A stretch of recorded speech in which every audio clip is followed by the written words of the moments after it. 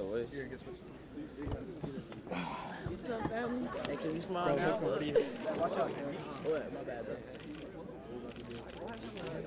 We know. Yeah,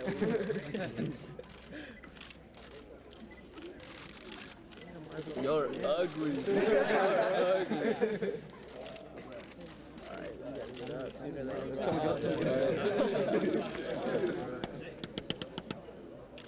Tyler, over here.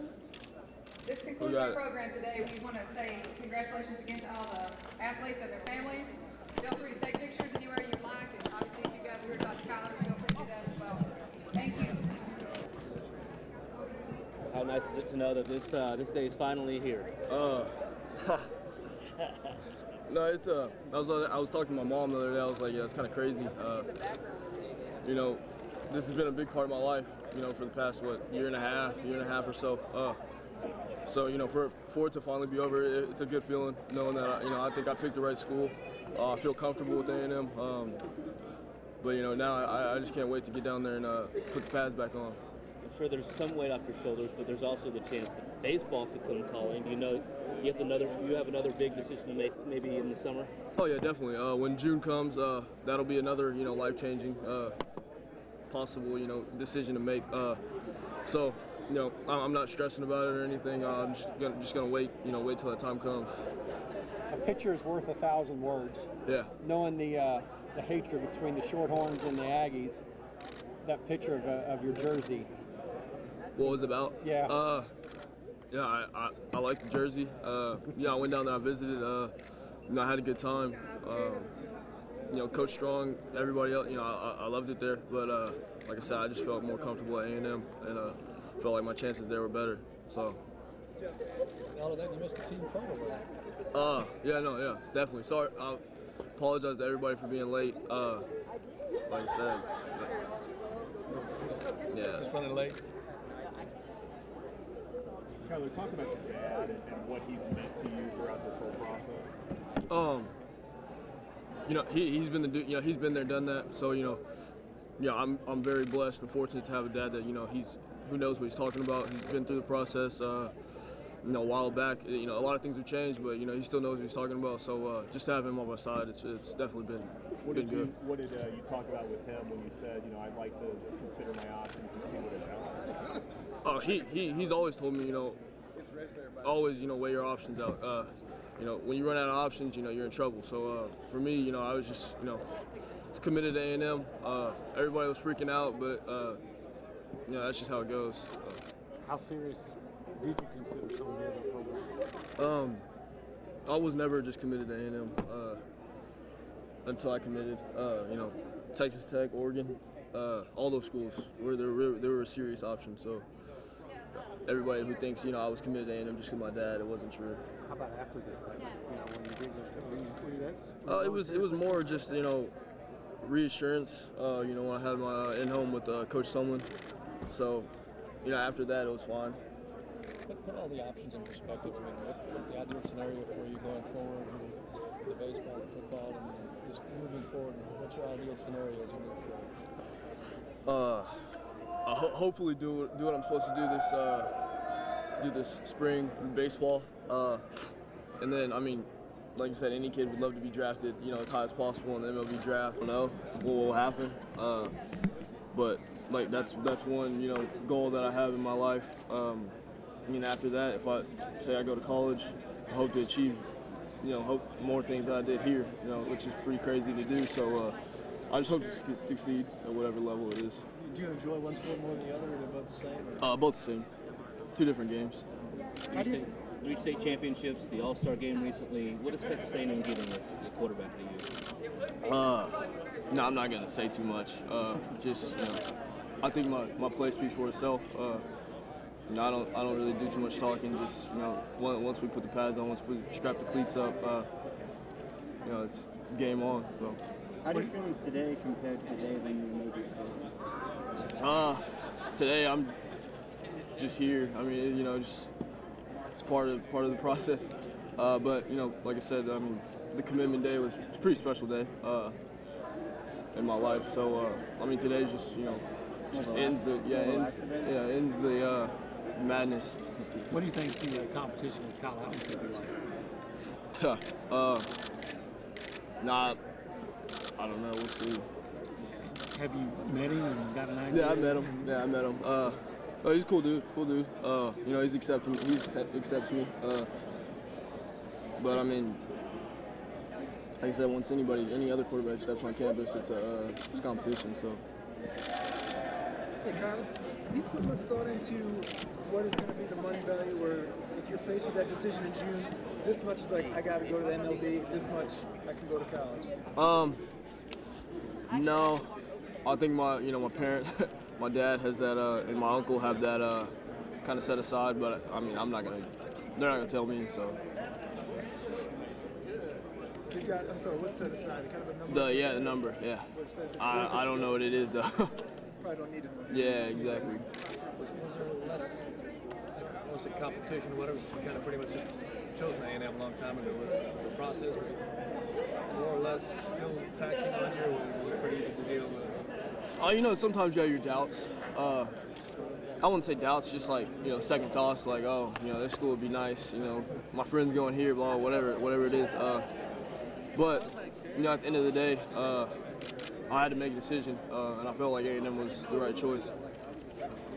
Were you getting calls after you committed? Was the recruitment continue? Oh, yeah. Chip off the old block, dad goes to A&M, kid goes to A&M. Is that how it works? Well, I mean, it was his decision. You know what I mean? I didn't urge him to College Station. I mean, he made the decision that he felt like was best for him, and I was totally fine with it. Yeah, you would be totally fine with it, wouldn't you? I mean, Stop, boys.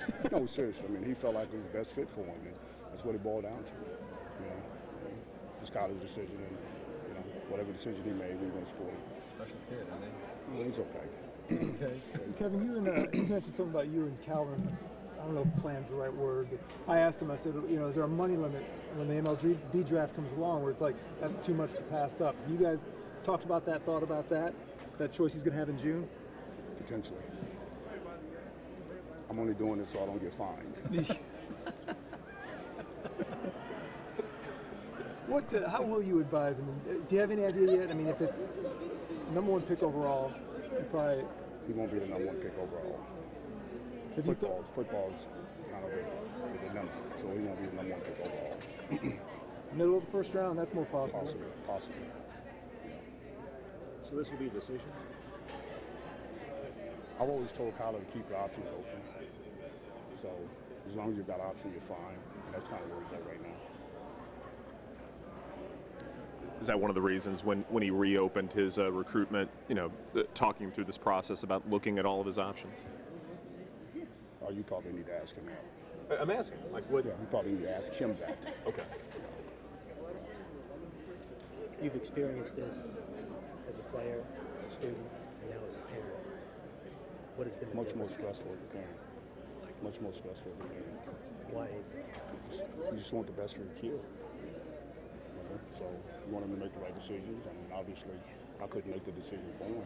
You know what I mean? So you just have to trust in their judgment and go with the feel. Because, you know, one thing I've always told him is that, you know, wherever you decide to go, what was important to me was, you know, what happens with that staff. You know, and you need to have a really good relationship with the person that you're going to be looking at each and every day, and that's your position coach, because that probably won't change. You know, so, you know, taking all that into account, what his mom had to say, I mean, ultimately he made the right decision for himself. Was it fun when you went through it as a player, as a student? It was different. It was different. I mean, there was no social media. You know?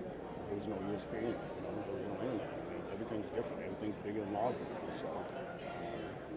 It's more focus and attention on these kids these days. So, you know, just, or else, you know, 17-year-old kid has 40,000, 50,000 followers on Twitter. I mean, to me, that's absolutely nonsense.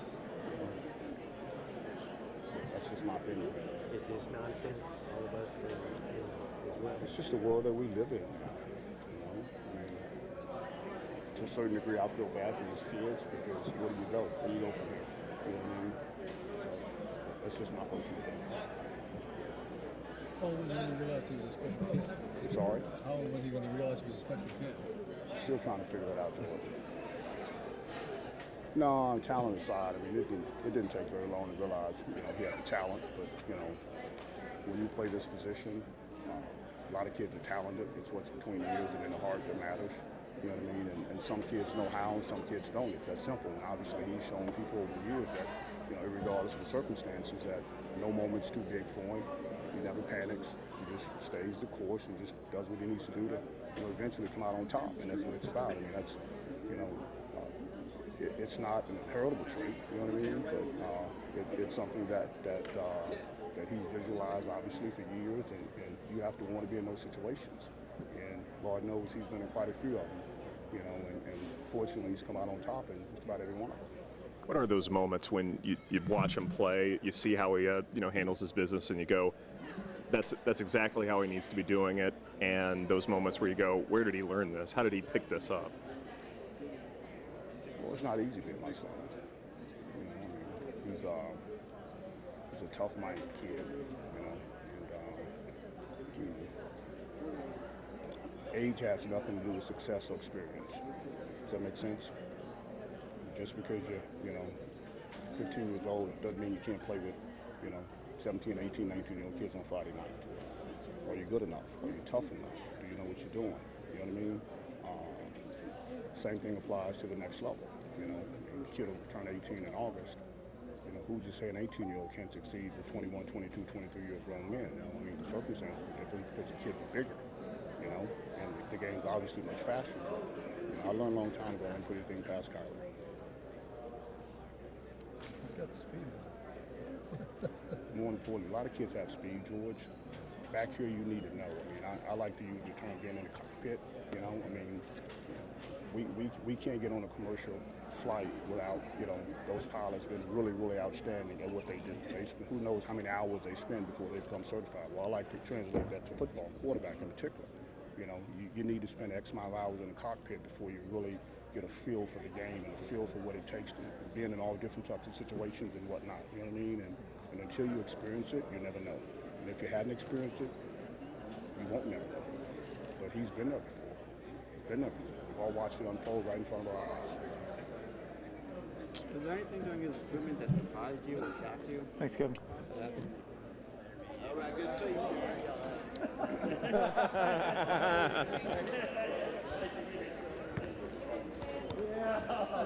I got it.